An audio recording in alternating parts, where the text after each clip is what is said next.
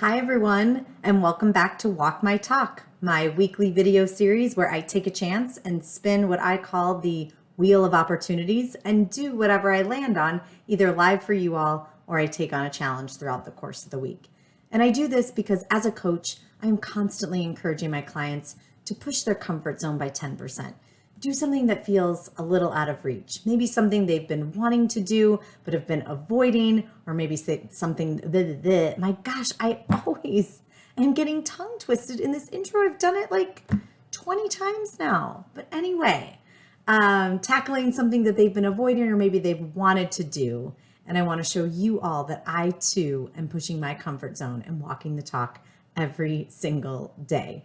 So for those of you who are new, welcome. And for those of you who are not new, welcome back.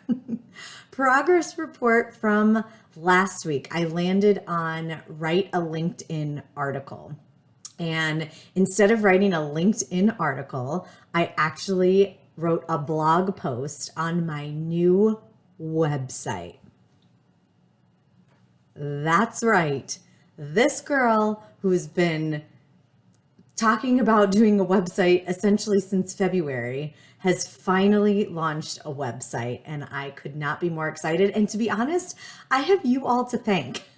I really do. The accountability that this video series and the viewers out there watching have put on me has just been an amazing, virtual partnership. So I really, really appreciate you all.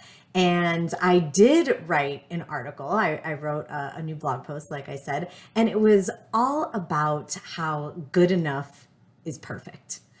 I have a background in advertising. So I think one of the things that was really holding me back in launching my website is the thought of launching a brand that isn't absolutely positively perfect is just unimaginable.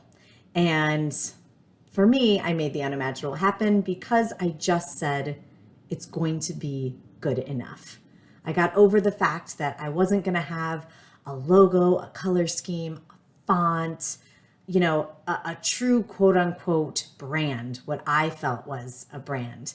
And I gotta say, I'm really proud of it. So I would love for you all to check it out, jbronstettercoaching.com. Let me know what you think. All right, let's spin the wheel this week. Maybe. All right, let's get spinning. I do that look every time. It's really not attractive. See the sage perspective. Okay.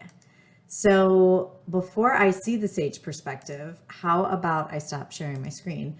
And how about I tell you what the sage perspective is? So for those of you that have been following me for a while, I am obsessed with this book. It's called Positive Intelligence by Shirzad Chamine. And it's all about the power of mental fitness, which is how to use your brain as your friend versus your enemy, really creating new neural pathways in the positive side of your brain and weakening the negative side of your brain. Well, according to the research, the sage is your positive side of your brain. And the sage perspective is that every circumstance or outcome can be turned into a gift and opportunity. So for me, whenever I talk about the sage perspective, I always talk about right now the gifts of 2020. That's right, the gifts of 2020. And I honestly, like many, I went through hell and back in 2020. And I have to say the gifts that came out of it were I found my purpose and passion. I quit my corporate job in the middle of a pandemic, a good paying, steady job in the middle of a pandemic because I was feeling tension with my values. There were many other things that were also happening in my life, but there was absolutely a huge tension with what I was doing. And I quit my job with the anticipation that I was going to go back into the corporate world.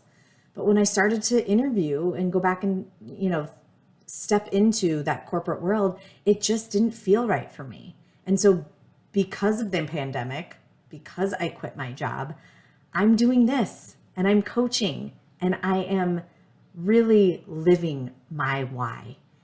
And I rediscovered my why. So that's an amazing gift and opportunity. I am getting to know my dad on a completely different level.